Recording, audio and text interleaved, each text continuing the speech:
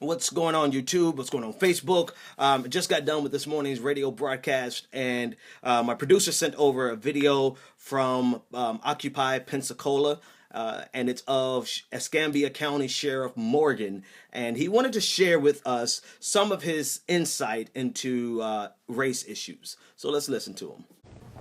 First off, let me take issue with the title of African American. We're Americans. I am fourth generation Welsh. I or my family do not pretend, nor do we say we are Welsh American. We are Americans. I was not born in Wales, and the blacks that currently reside in the United States of America are not from Africa. Those sorts of terms that society has come to use are divisive in nature. Okay, so first of all, he takes issue with the fact that some of us want to be identified as African Americans, and I'm sure some African Americans want to be known as black. People determine how they want to be identified. But good old Sheriff Morgan of Escambia County, Florida, takes issue with that. And, to me, it shows the height of arrogance, and it shows the height of the level of white supremacy that he doesn't realize he's drenched in. Because what he's trying to do is he's trying to dictate to us how we are going to be identified, completely stripping us of our agency and our ability to determine for ourselves how we will be identified. See, the problem in American history was they never knew what we were all along. They never knew, because it wasn't as though they came to us and asked us, Kuta Kinte, how do you want to be identified? The entire slavery, the entire concept of slavery was stripping us of our identity. So they were never concerned from the very beginning of what we were going to be called. Matter of fact, they weren't going to call us American. They didn't even see us as human. They saw us as 3/5 of a human. And so now, black people have shaken off the bondage of slavery and the mental slavery that has chained us for years, the mental slavery of white supremacy that has chained us for years. Now, all of a sudden, they want to get pseudo-intellectual and say, well, I have a problem with being, African-American, with the term African-American, because it's divisive. No, what's divisive is you trying to dictate to us what we should be called or what we should not be called. You don't have that authority. Every individual has agency, and they have the ability, the autonomy, and the free will to determine what you will address them as. It goes something like this. If I came to you, Sheriff, and I addressed you as pig, but you said, no, Mr. Dixon, I don't think you should address me as pig. The right way to address me would be sheriff. Then if I have respect for you, then I would address you as sheriff. Likewise, if we're going to show each other mutual respect, if I tell you I wish to be identified as African American, then just identify me as African American. And I won't refer to you as pig. I will refer to you as sheriff. So what are the issues in the minority community in Escambia County? Many are real and many are perceived. And I will tell you that I think most of them are perceived. But he wants to make sure at the outset that you understand that black people don't have any problems. Black people's problems are just perceived, and all we're doing is complaining. And so that's just the par for the course, the standard Tea Party, the standard white supremacy line, that there are no problems for black. Matter of fact, if you dig a little deeper into this train of thought, they don't think that there are any problems for poor people in America in general. A lot of black people are impoverished. That's why I make that correlation. But they don't think there are any problems for poor people. They think we're all just complaining and that we have nothing better to do than to complain. Let's listen in more. And here's why. Again, let's go back to the history of our nation and where we currently are today. Not that many years ago, the thought of electing an African American president would have been unthinkable in the United States of America. And I would remind black Americans that you are a little less than 13% of the entire population of the United States. Less than 13%. Now that's every man, woman, and child in the United States of America of black ancestry. Is this guy for real? Is he an actual sheriff? I mean, this is the person that you guys elected? Because what he's conveying, he can't be talking to black people. You know what he's doing? He's talking to the white people in his audience. That's who he's talking to. He doesn't care how we receive. He's not trying to convey a message to African Americans that we can hear and receive, because what he just said to African Americans was, you know your place. You're only 13%. And so even if all of you voted, you couldn't have gotten the black president. And but so just be reminded that you're only 13%. And so be grateful for what you have. Because that's what we hear when you say, I'm trying my best not to cuss this uniformed bastard out. I'm trying my best. But so he's obviously not talking to us. Maybe white people, when they hear that, not all white people, I can't say that categorically, but enough and too many. Maybe too many white people, when they hear that, they're like, right on, man. You're only 13%. Know your place, man. Get in line, man. But for the people that he's ostensibly communicating to, all we hear is know your place. And you know what I say? Shut the hell up and know your place. You don't dictate to us who we are, what we will be called, and you cannot dictate to us what we consider to be problems. You may not think they're problems, but your job is to serve the public. And if the public believes that something is a problem, you don't dismiss it, you listen. But President Obama has won 2 elections as President of the United States. Now, what does that mean? That means a whole host of white people, and Hispanic people, and Asian people, and American Indians cast a vote for President Obama. The statistics are that if we're such a racist nation, why do we currently have an African American president? Hold on. First of all, the statistics are, when people try to sound smart, they say statistics. But Sheriff Morgan, with no due respect, because you've lost all of it, you sound like a complete Neanderthal. What statistics? Did you just make your entire sentence right there was completely fatuous? That's the only way I can say it without being completely condescending. But that sentence made absolutely no sense whatsoever. Whoever wrote your speech, you need to fire them and get a black person from Bethune-Cookman University or Florida A&M University, because they would do a hell of a better job than whoever wrote that ridiculously stupid line. Why was General Chappie James the first 4-star black general? And why was General Colin Powell promoted to Chief of Staff and later to Secretary of State? Why do we currently have an Attorney General, Eric Holder, who is also a black American?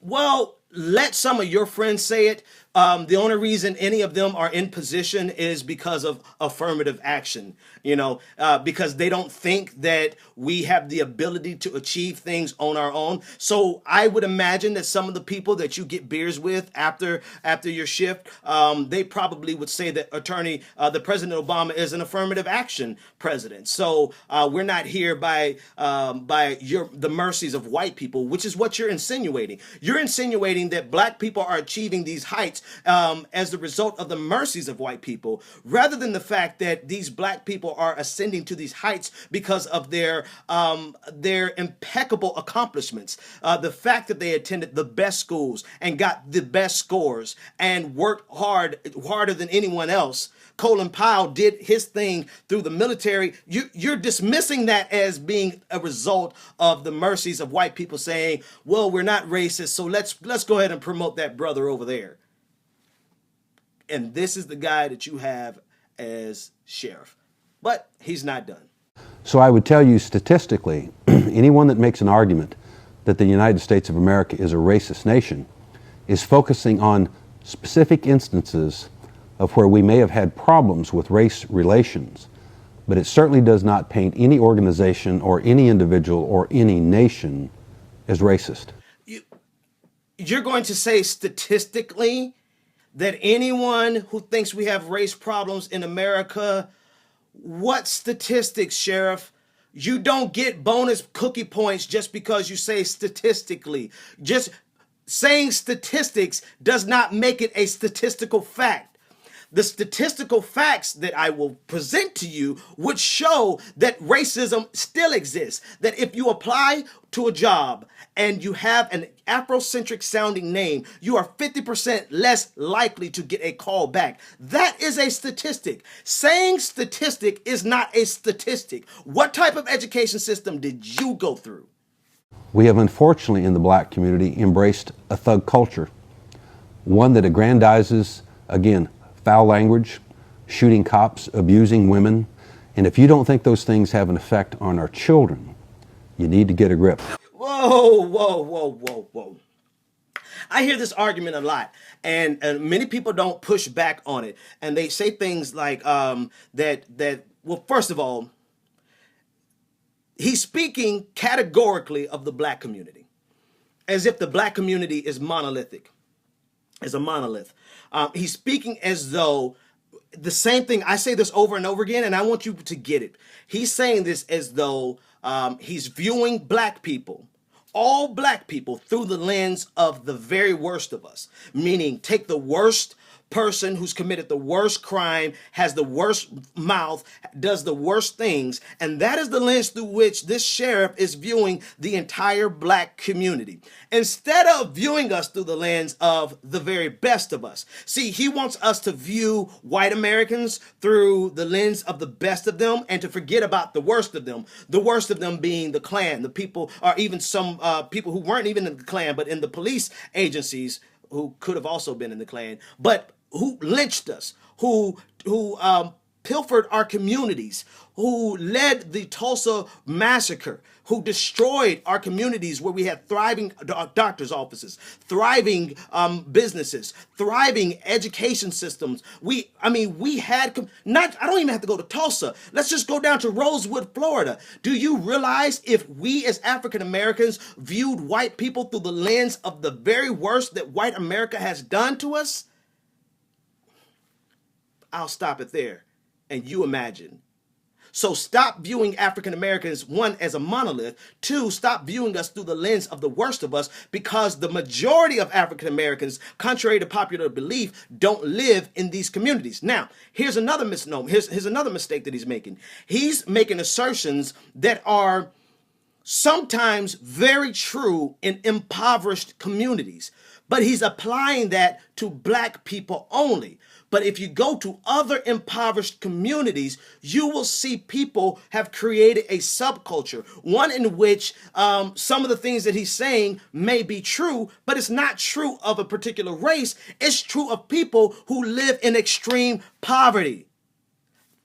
If you go to a trailer park in Escambia County, you will find people who live what this sheriff considers to be a thuggish life, even though he's only applying the term thug to African Americans, which is indicative. It demonstrates to you and I how drenched in white supremacy this man doesn't even realize he is.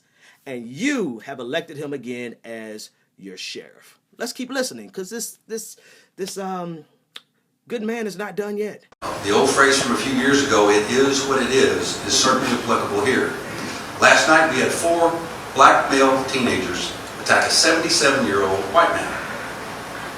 Where's the public outrage in that? 2 black males and 1 black female brutally attacked a white female, beat her to death with a ball-peen hammer and a crowbar. Where was the public outrage over that? So he complains about racial division, but he gets in front of this crowd. If I recognize the symbols in that crowd, it looks like a Kiwanis crowd, if I even said that right. In Escambia County, chances are that is an all-white audience. And so he starts off by saying it is what it is, and he talks to everyone on this poorly done green screen video as though he's trying to be a unifier and all black people need to do is listen to him. But then he gets in front of his buddies at the club and says, it is what it is. Black people, I just arrested 4 black guys last night who committed a crime and they attacked a white woman. The murder at Pensacola Beach was an armed black male who shot an unarmed white male and then stood over him and shot an extra time in the chest just for good measure, execution style.